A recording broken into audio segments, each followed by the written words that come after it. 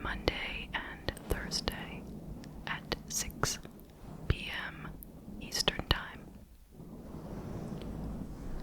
I recommend using headphones if you would like to hear the gentle mic brushing. Now, before we begin, please make sure you are subscribed and please leave it a like if you don't mind. Thank you.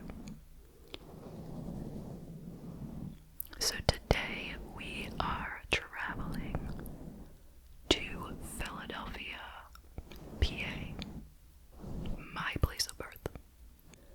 But anyway, shout out to all my friends in Pennsylvania. This case took place in 2011 and is the case of Ellen Greenberg.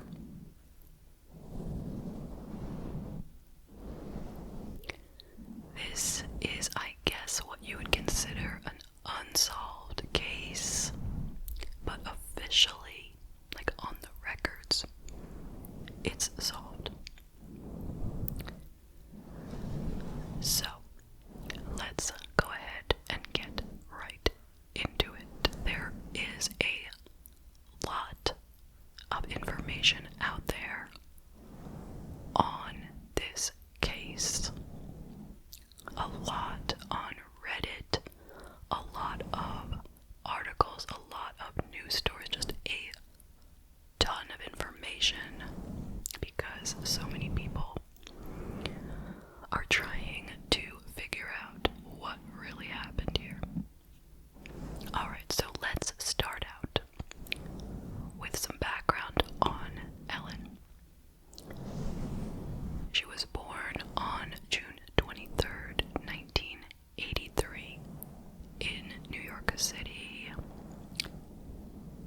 She was the only child of Joshua Greenberg, who was a periodontist, and her mother, Sandra Greenberg, who also worked in the dental field. If you know exactly what she did, let me know, because I couldn't find it. During Ellen's childhood, she and her family moved to Harrisburg, Pennsylvania.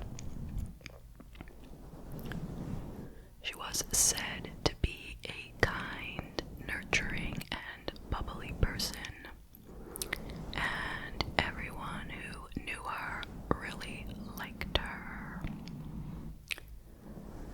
She went to college at Penn State University, and she got a degree in communications. It was her plan to become a speech therapist, but she ultimately had a change of heart, and so she went back and got a master's degree in education,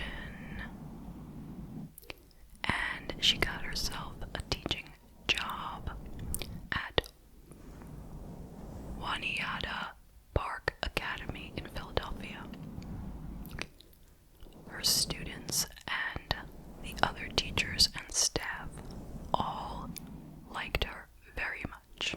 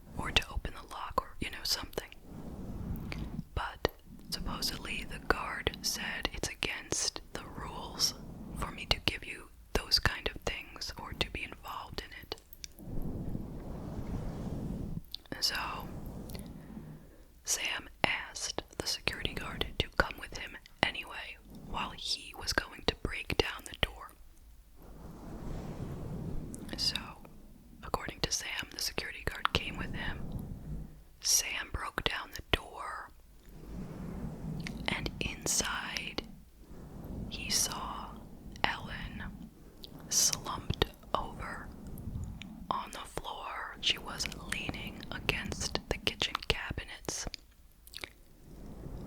and she looked to be dead. So he called 911, and he told them, what had happened, what he was looking at, and they asked him to try to do CPR, and he was like, well, I guess I have to. He was just very nervous sounding, and so he started doing some chest compressions as the operator was telling him what to do, when he said he saw a knife in her chest for the first time.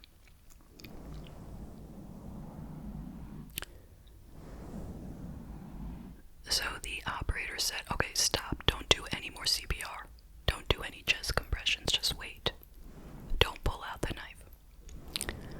So the paramedics arrived, and sadly,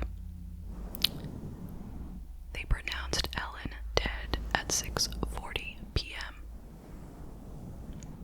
And the police were there as well, of course, and they noted that she was holding a clean white towel in her hand.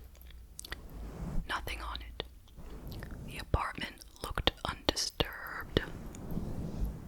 Nothing was missing, including expensive items. Everything was there. There was a limited amount of blood. There was no blood beyond the kitchen. Nobody had tracked any blood around. And the only way into the apartment was either through the door, which had a latch on it, which meant nobody could have left, or the sliding balcony door, but they lived on the 6th floor, and there were no prints in the snow on the balcony. So they also noticed she was wearing a zip-up sweater over a t-shirt, sweatpants, and Ugg boots. There was some blood on the Uggs. Her eyeglasses were on the floor next to her, and they saw the knife embedded in her left chest. The knife was stabbed through her clothing, and it appeared she had been stabbed about 20 times, all over her chest and back of her neck, but she didn't have any defensive wounds. And when they looked in the kitchen, they saw 2 knives in the sink without any blood on them. There was a knife block on the counter, which was turned over on its side, and it also had a spatula, fork, and paring knife in it. No blood on any of this. And the knife in her chest seems to have come from this block. They also saw freshly cut up fruit on the counter and a strainer with freshly cleaned blueberries. They spoke with the neighbors, who did not hear anything at all. And as far as security cameras, there were only cameras in the foyer, in the entry of the building. And they did not see anyone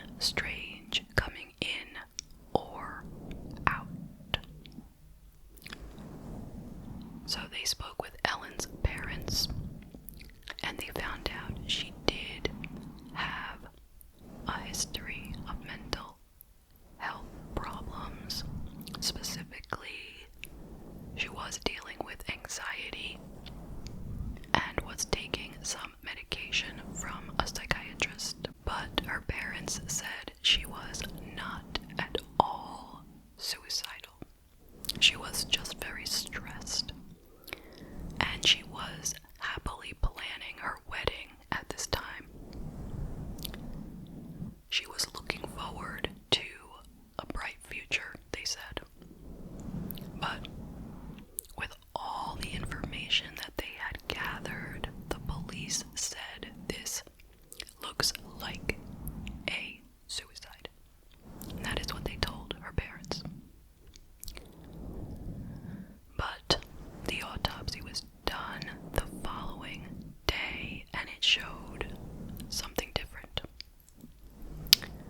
Ellen had 8 stab wounds to her chest. Some of them were only 0.2 centimeters deep, so superficial. Not enough to kill anybody at all by any means. They believe these could have been practice stabs if it were a suicide.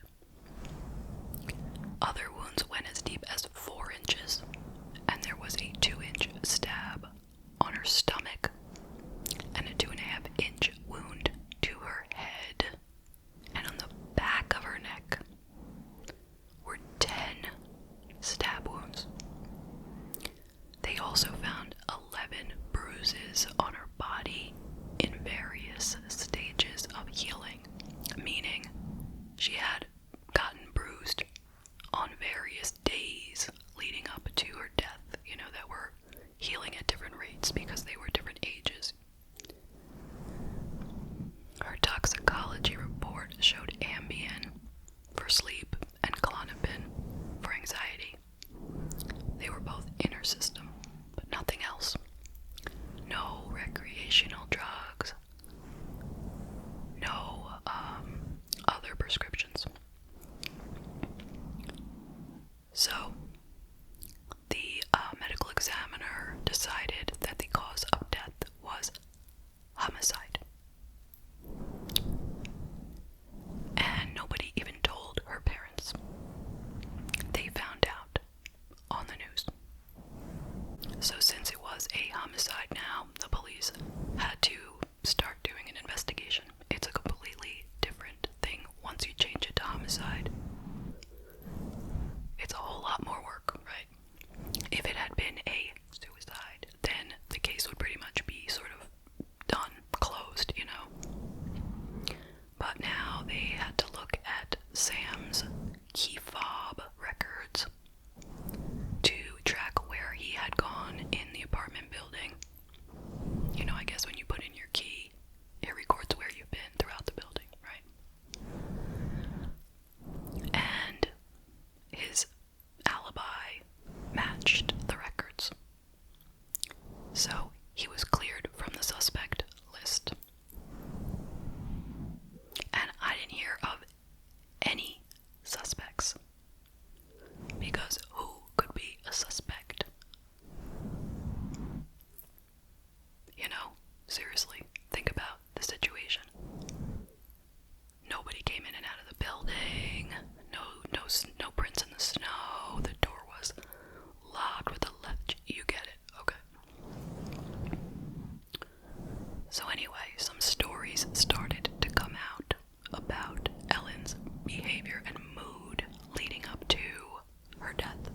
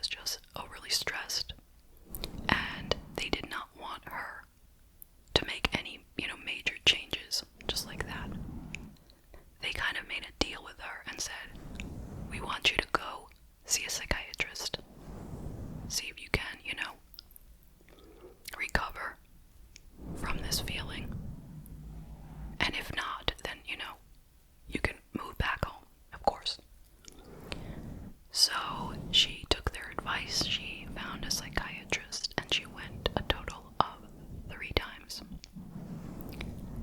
The psychiatrist diagnosed her with adjustment disorder and anxiety, and prescribed Zoloft, an antidepressant which was not found in her system at death, Klonopin for her anxiety, and Ambien for insomnia.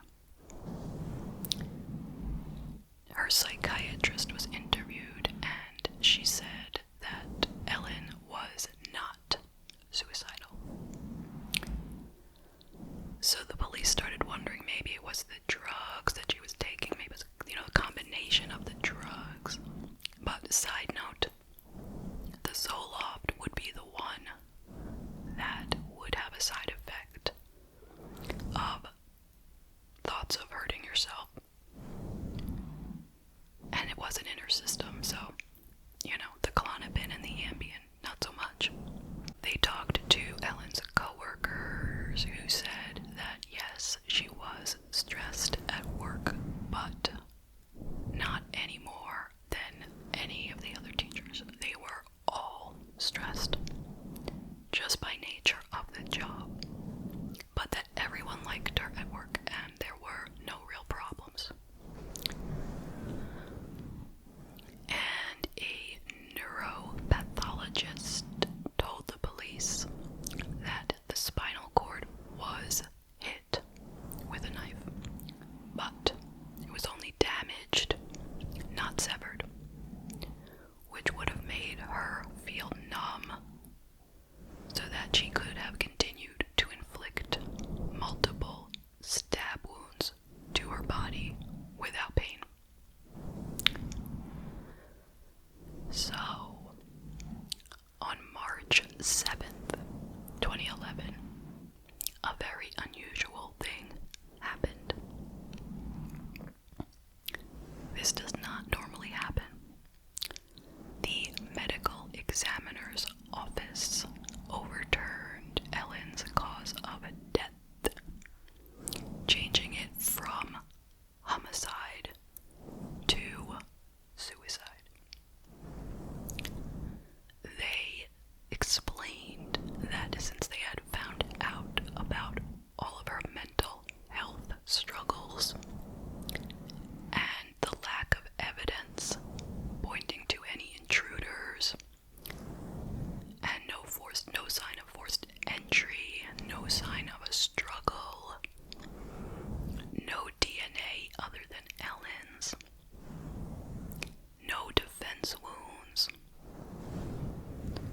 and they had also found she had searches on her computer for, quote, painless suicide and quick suicide, suggesting she was researching ways to do this.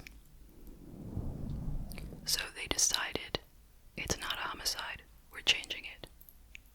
It's going to go down as a suicide. But Ellen's family refused to believe this. It just did not make any sense whatsoever. I mean, you can see their point. So they hired their own team of researchers, and they got copies of the autopsy reports. Now, 2 of the people that they hired were kind of famous. One was the pathologist named Cyril Wecht. He was the one who had disputed the single bullet theory of John F. Kennedy's assassination. And a forensic scientist named Henry Lee, who had testified on behalf of O.J. Simpson in his defense. Both of these guys determined it was a homicide. So, they said, even though Ellen had no defensive wounds on her body,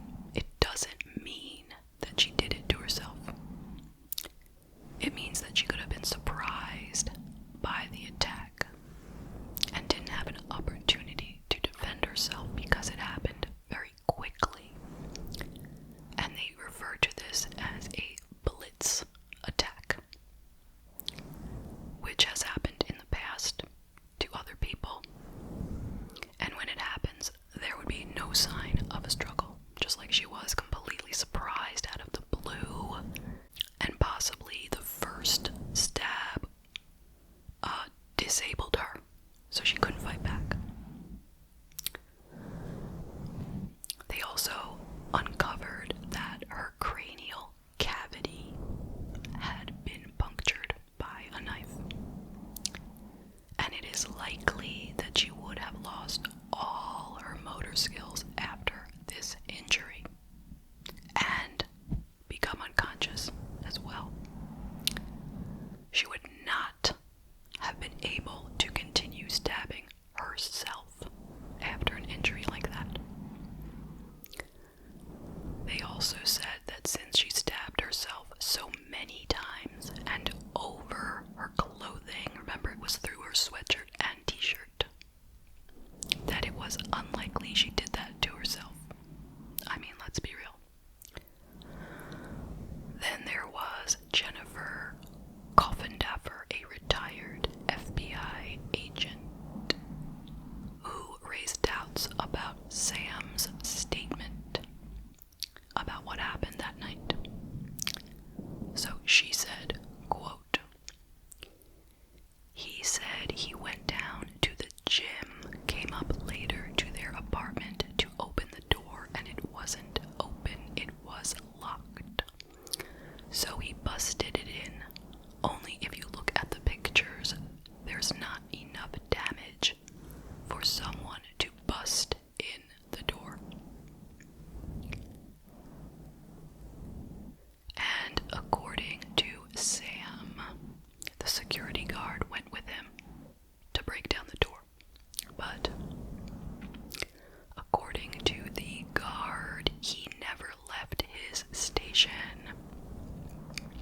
And he saw Sam wearing boots, not sneakers as one would wear to work out at the gym. In Sam's police report, he said that he immediately called 911 and started CPR on Ellen, but his phone records say otherwise. According to his history on his phone, first he called his parents and his uncle, who was an attorney, before calling 911. And they felt it was strange that he only realized there was a knife in her chest after 3 minutes of CPR. Wouldn't you see that right away? Sticking out with blood. And he said about the knife, quote, "She must have fallen on it," end quote. Why would he assume that? The blood trail found on Ellen's cheek indicated that she was in a horizontal position. You know, it had dripped like that, downwards. But she was sitting up, slumped against the back of the cabinet when she was found, according to Sam. So her body could have been shifted and then propped up in that position. And there wasn't a lot of blood on the scene. How can that be?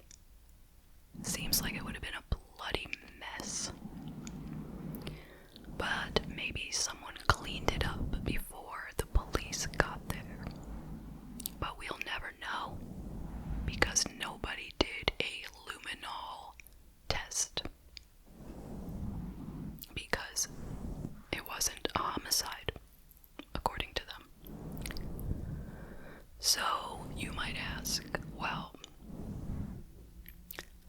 why was the door latched from the inside? Like, obviously, she must have latched it. She had to be alone in there. Like, it was just her, no one else. But if you look on YouTube,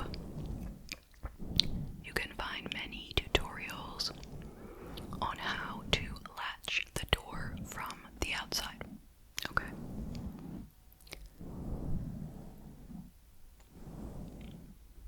And regarding the search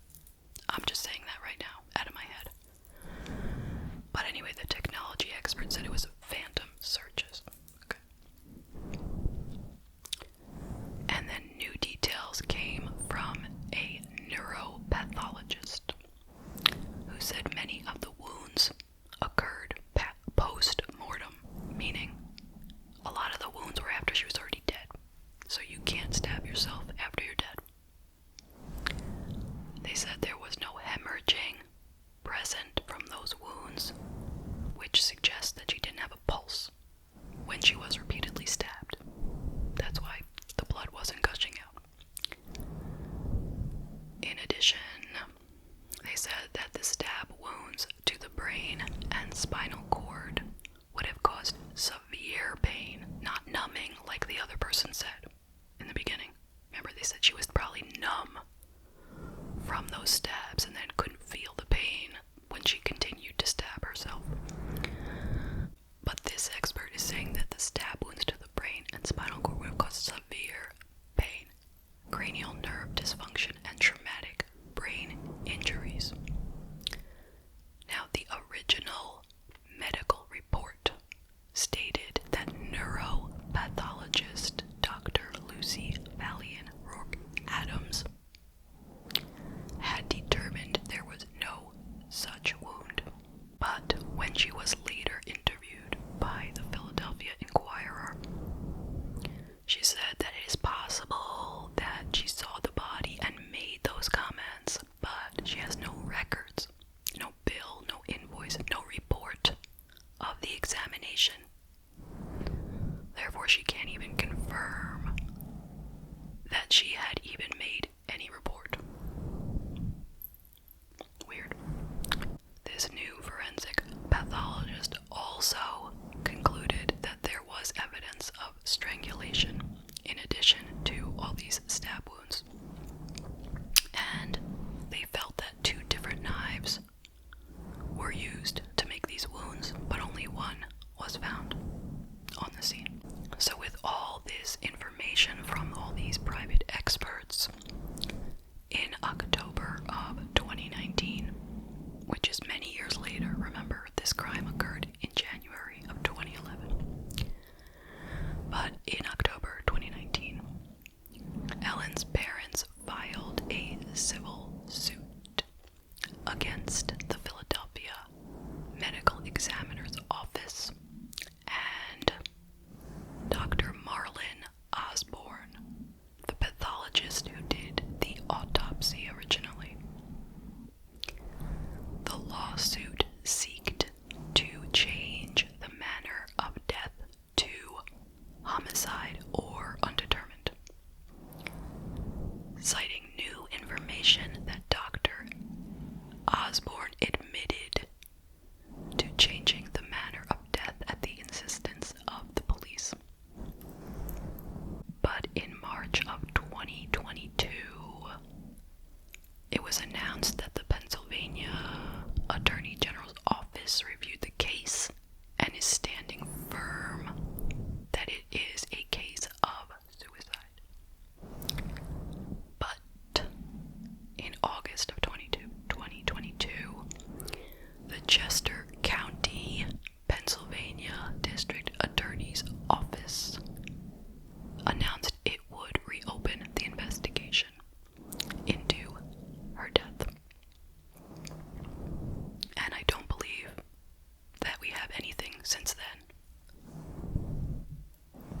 Like, there's no more information following that announcement. Ellen's mother said, quote, "We just want Ellen's name cleared. She did not do this to herself, and she deserves justice. They try to close our doors, but we always find another way in. We are never giving up," end quote. And Sam Goldberg did get married in 2014